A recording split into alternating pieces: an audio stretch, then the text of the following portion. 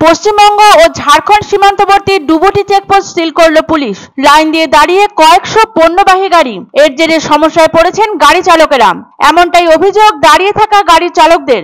পশ্চিমবঙ্গের সঙ্গে ঝাড়খণ্ডের সংযোগ রক্ষাকারী 19 নম্বর জাতীয় সড়কের ডুবুরডিহি চেকপোস্টে বৃহস্পতিবার সন্ধ্যে থেকে দাঁড়িয়ে আছে কয়েকশো ট্রাক। শুক্রবার সকালে ঘটনাস্থলে গিয়ে দেখা যায় লাইন ধরে 19 নম্বর জাতীয় সড়কের উপর দাঁড়িয়ে রয়েছে ট্রাকগুলি।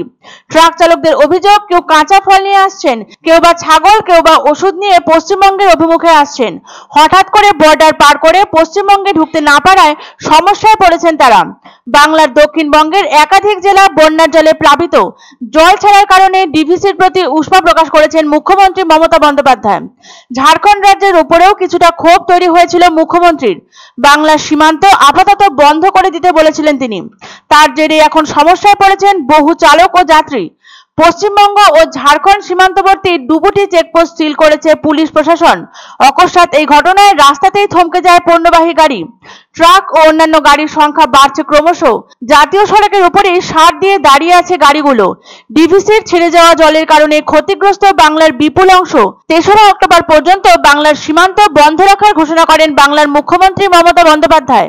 সীমান্ত বন্ধের বক্তব্যের পর আসানসোল দুর্গাপুর পুলিশ পশ্চিমবঙ্গের আসানসোলের মাইথনের ডুবুটি চেকপোস্টে ঝাড়খণ্ড সীমান্ত সিল করে দিয়েছে। ঝাড়খণ্ডের ধানবাদের ওই এলাকার বিডিও ঘটনাস্থলে পৌঁছান এবং পরিস্থিতি খতিয়ে দেখেন। গভীর উদ্বেগ প্রকাশ করে সীমান্তে উপস্থিত পুলিশ অফিসারদের সঙ্গে কথা বলার চেষ্টা করেন তিনি।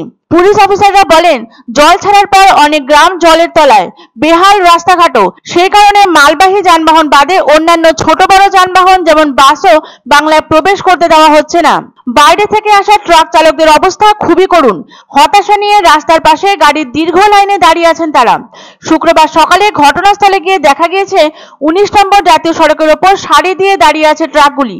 কেউ কাঁচা ফল নিয়ে এসেছেন, কেউ ঢুকছেন ছাগল ভর্তি গাড়ি নিয়ে, কেউ বা আবার ওষুধ নিয়ে কলকাতার দিকে আসছেন। হঠাৎ করে চেকপোস্ট বন্ধ করে দেওয়ায় পশ্চিমবঙ্গে ঢুকতে পারছেন না তারা। এর জেরে সমস্যায় পড়তে হচ্ছে তাদের। এক ট্রাক চালক বলেন, পাঞ্জাব থেকে নাশপাতি নিয়ে কলকাতায় যাচ্ছিলেন তিনি।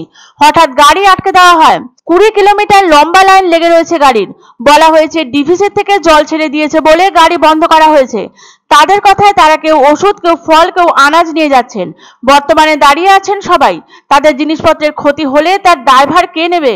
মূলত পরিবহনের সঙ্গে যেহেতু পণ্য আমদানি রপ্তানি যুক্ত থাকে, তাই সীমান্ত বন্ধ হওয়ার সঙ্গে সঙ্গে বড়সড় সিঁদুরে মেঘ দেখছেন অনেকেই। ডিভিসিকে নিশানা করে ইতিমধ্যে ঝাড়খণ্ড সীমানা সিলের ঘোষণা করেছেন মুখ্যমন্ত্রী।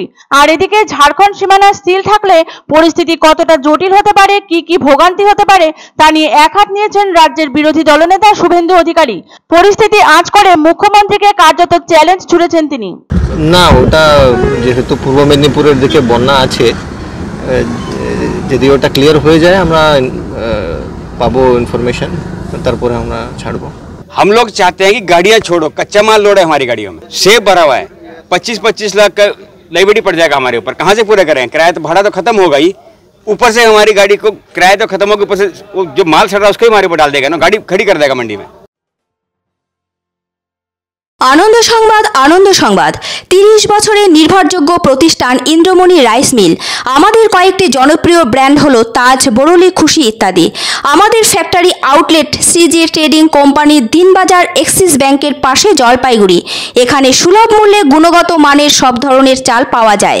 Phone number 9547029475। এক অন্য অনুভূতির স্পর্শ পাওয়া যায় রয়কো ব্র্যান্ডের গেঞ্জি ও জাঙ্গিয়ায়। তাই ছোট বড় সবার পছন্দ রয়কো গেঞ্জি ও জাঙ্গিয়া।